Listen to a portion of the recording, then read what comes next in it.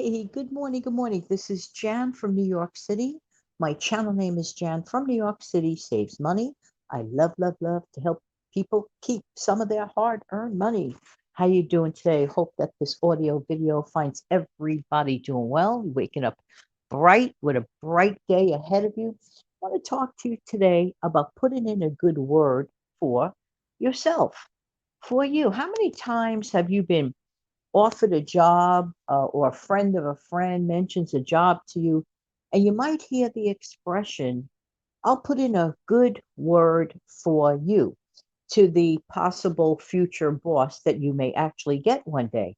That's a very, very nice gesture that your friend decides to want to put in a good word or say something good about you.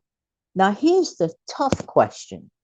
When was the last time that you put in a good word about you for you?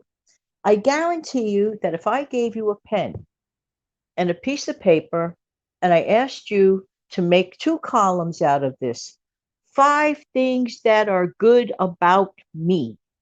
And in the other column, it says five things that need much improvement about me. Or if you want to cut it down, five things I don't like about me. This is about self analyzation. Guarantee you that the second column, will be the quickest column people answer first. I will never, for the life of me, understand that. How do I know that? Because randomly I conducted that as an experiment with some people that I know. Tell me quickly five good things that you love about yourself versus five things you don't really care for about yourself. Right off the bat, they run over to column number two and they quickly answer the question, five things I do not like about myself. All right. Now, let's say in my case, this is just I'm just using this as an example, okay? There are some things that could use improvement. I mean, no one is perfect, just saying, just saying. Sometimes I get carried away when I'm talking on the phone with a friend, any friend. And sometimes I don't even realize I might be a little bit rambly. I might be a little bit rambly. Don't forget, I'm not making an excuse, but keep in mind that talking, speaking is a big part and always has been a big part of what I do, even in careers. So then when I get on a personal call, I have to realize, wait a minute, you're not creating a video, you're not at the blackboard, you are having a personal conversation with a friend. Therefore, I get so excited, I just like trip over the conversation. And then before you know it, the conversation is over. Or here's another thing. I mean, I admit it. I'm just saying, I admit it that sometimes, like, if a person doesn't speak, let's say, at a pace that I would enjoy, if they're too slow, like, ever listen to someone speak so slowly you wish you could press a button and make them speak faster? I'm talking about in real life.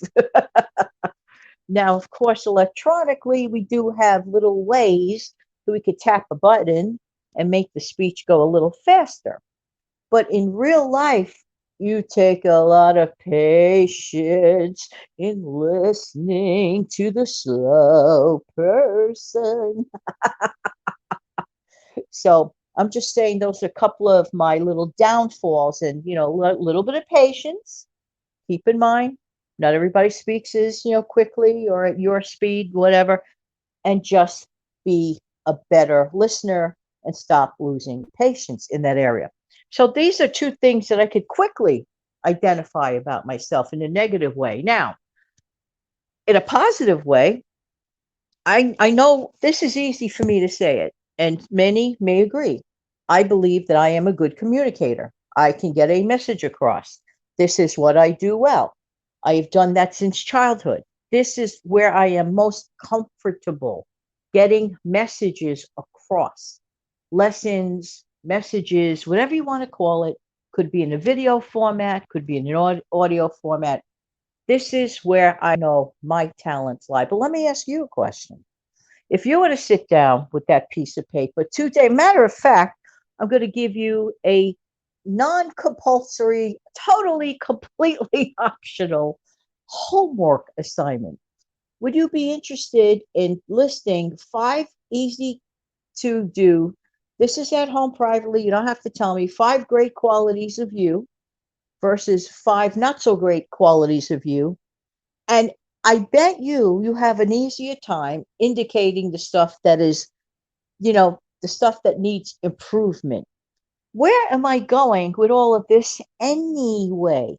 I think it is really important every once in a while to reassess ourselves and to remind us about the things that we need to work on to just improve our lives a little better, to make our experience and living our best life even better.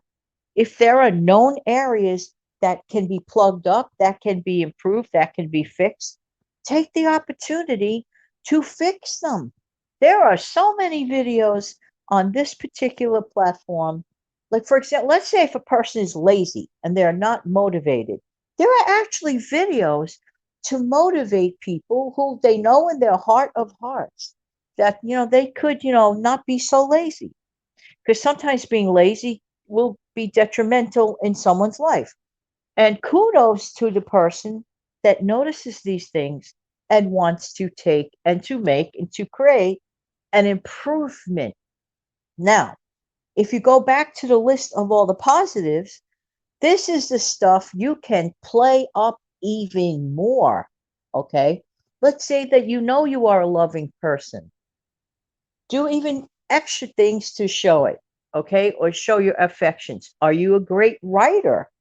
Suppose you're a great writer, like for personal stuff, you answer correspondence that come in your regular, personal mail and personal business stuff, and you answer them efficiently.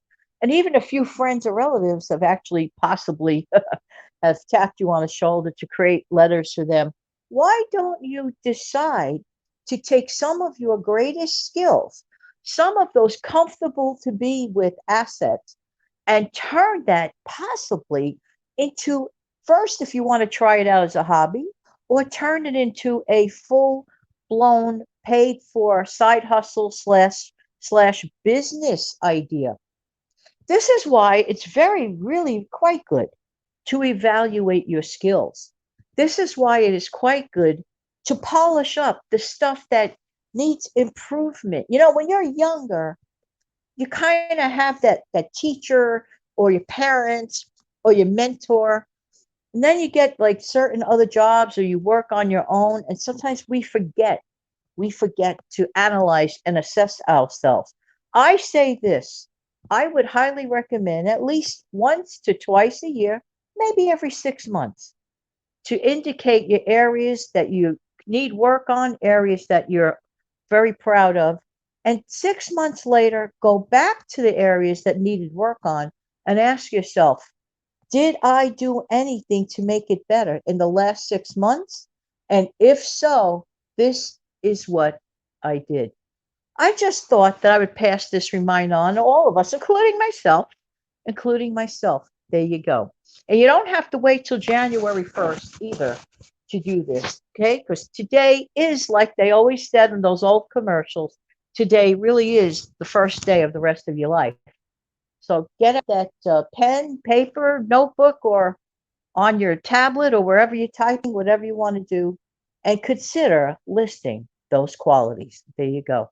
In the meantime, this has been Jan from New York City. Thank you so much for listening. If you found value in this video, thank you in advance for smashing down the like button. Have a great day, everybody. Take good care.